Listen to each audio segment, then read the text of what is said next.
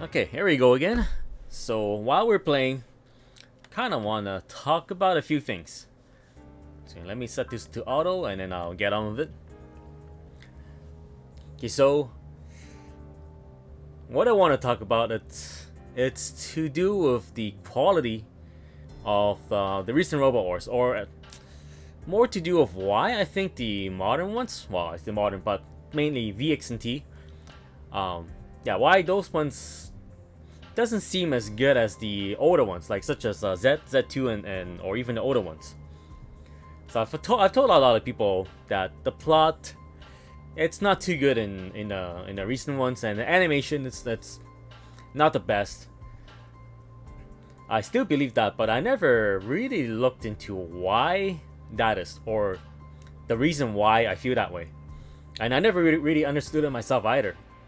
Like, I just know deep down when I play those games, it's like, yeah, they're not as good. Something about them is just not as good. So it's not until I started replaying Z2 that I realized what the problem is. So there's a few problems. So let's start with the smallest one. So the first one, the smallest problem, it's the animation. So the newer ones, VXT, it's still good. Like the really good ones are really good, and I'm pretty sure most of us can agree that yeah, like the animations that are well done are really good. But at the same time, there are ones that are pretty bad, to the point anyone who watched those animations, they can tell it's done by a completely different team. So that is quite a problem. That lack of consistency. So when you look back to, like, let's say this game, right, Z2, there are ones that looks better, but at the same time they're not that much better than the other ones. Like, I guess what I'm trying to say is the animation is much more consistent, so that the game doesn't feel as awkward when you play it. You know, when you watch different animations, it doesn't feel like, yeah, this animation is done by a professional. This one is like, okay, there is some intern or some shit like that. So there's none of that weird, strange disparity in terms of quality. So that is the smallest problem.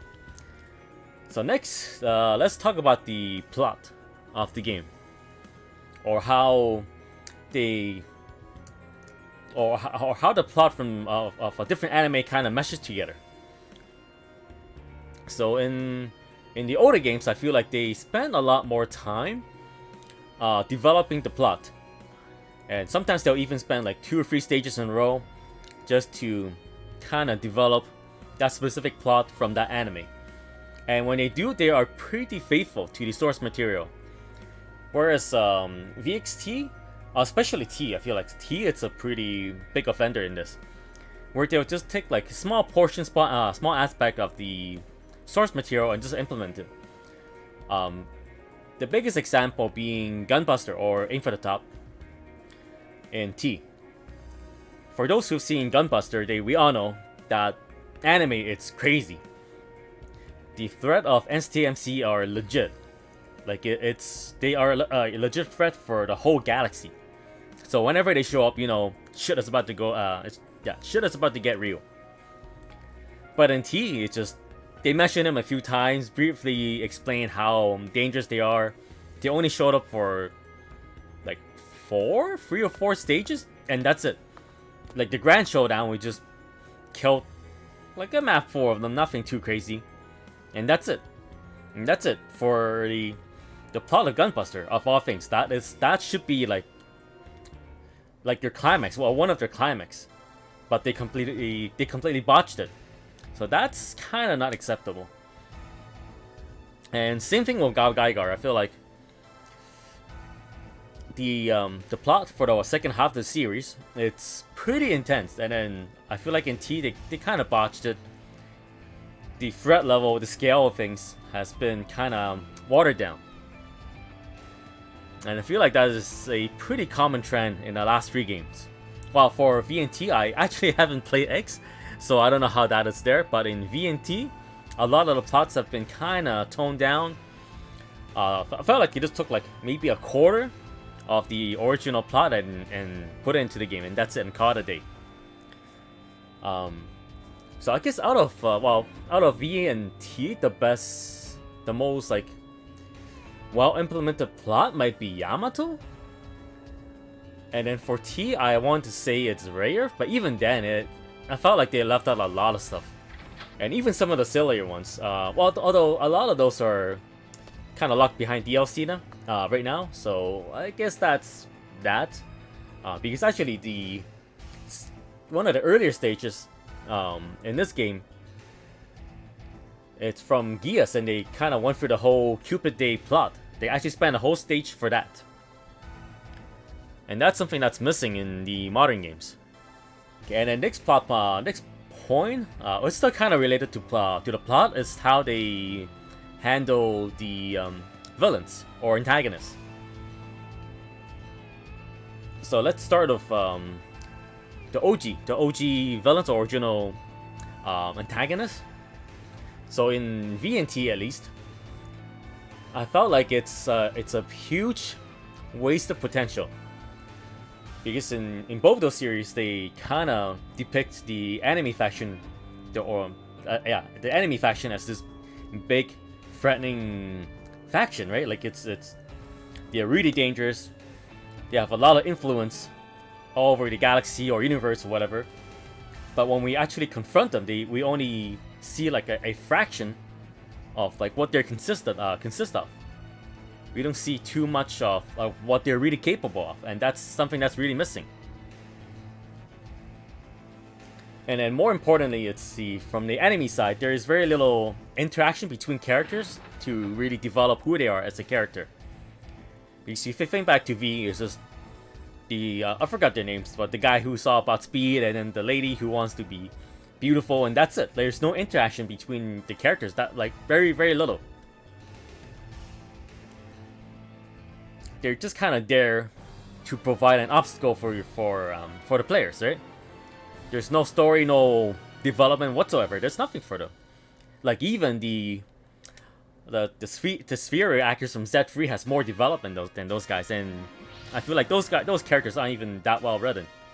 Same thing with T, the whole UMD thing. It has so much potential. Like it's a huge faction. They said they have fleets all over the galaxy and whatnot, but we only saw like one fleet out of them.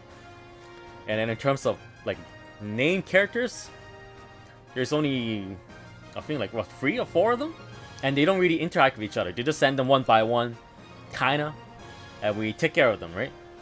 Sure, there's a little bit of interaction, but not enough to develop their characters and their faction. So that is a huge problem. Hopefully they can fix that in 30, although I'm kind of keeping my expectations low.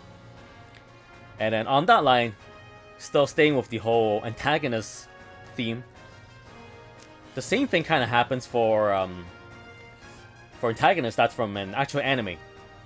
Because playing this game again, it made me realize there's actually quite a lot of interactions between characters from different series. In terms of the enemy faction, so you might have like the enemies from Geass hanging, chilling with the people from Wing and from Double O, and a few other factions, right? They'll be talking, plotting together, and through those interactions, we kind of get to see who they are as a character and how they develop. So that's something that's kind of missing in the recent ones too. Like there's still a little bit, but not enough. The success of 30 kind of depends on that. Since this is the first time where the game will be officially available in the West, right, for North America, so as a fan, I really want this game to succeed and show people what they've been missing out on. And if the quality of the writing is the same as VXT, then we might have a problem. That's all I gotta say for now. Video is a bit on a shorter side, and this is actually recorded during a stream. So with that said, if you guys want to watch me stream this game live and chat with me, go on to twitch.tv/baconbeercan so we can kind of talk about Robo Wars. And with that said, thanks for watching. I'll see you guys next time.